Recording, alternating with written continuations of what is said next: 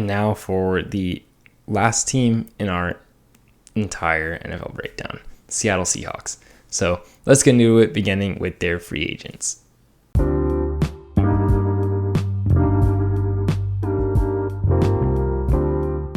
What's up, guys?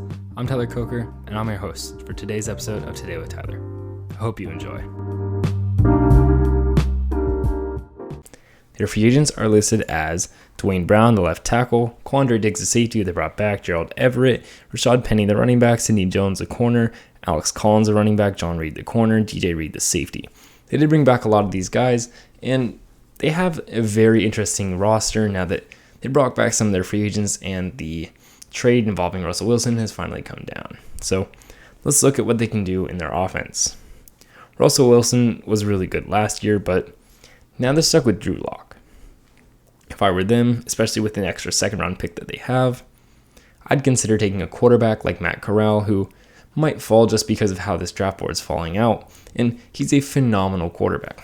Or, of course, they could go with Baker Mayfield, who I've defended before. He's a very good quarterback who was forced to play hurt on an injured roster, and Cleveland screwed him over. So they definitely have a lot of options for quarterback. It's just which one you want to go with.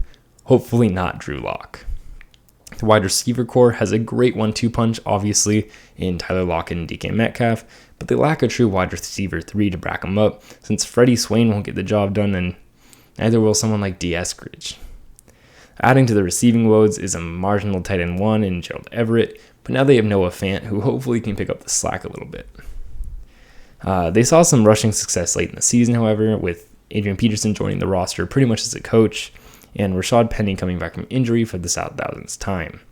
Penny, Alex Collins, and Chris Carson's make up a very injury-prone but decent running back core, and I'm interested in how they play at the position in the future. Now, looking at their O-line. Dwayne Brown is a decent left tackle and honestly pretty impressive considering his age. The only other decent season was right tackle Brandon Shell, but he can't pass block at all, which really isn't ideal for a new quarterback. And then Stone Forsythe is a pretty good left tackle who will have to replace Brown in the case that he doesn't come back. Their guards, Damian Lewis and Gabe Jackson, were bad, and center Kyler Fuller was plain horrific.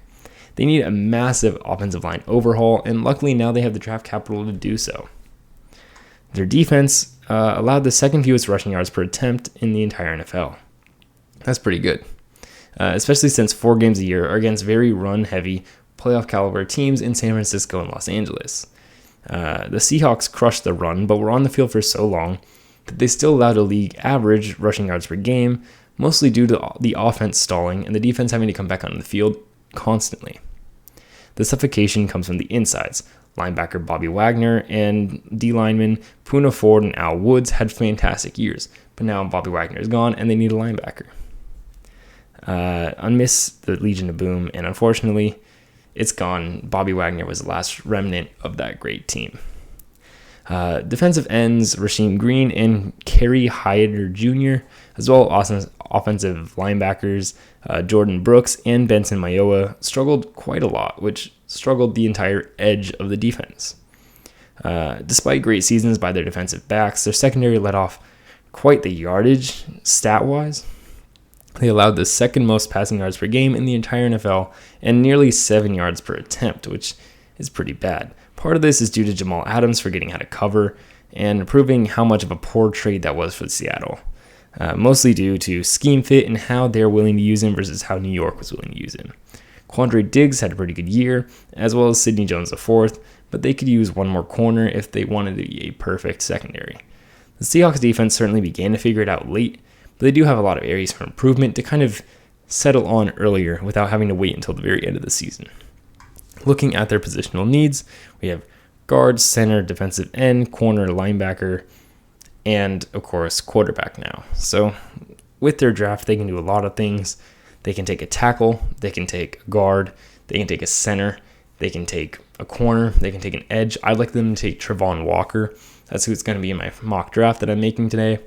And I'd like them to take a quarterback if they can. So they have a lot of ways they can go, and I'd love to see what Seattle's going to do because there isn't much of a window for them right now. Thank you for listening to the Seattle Seahawks, and Thanks for listening to the entire NFL breakdown. I appreciate it. This is our first annual tradition as a podcast, and I look forward to keeping making videos. So thank you guys. Have a great day. Bye.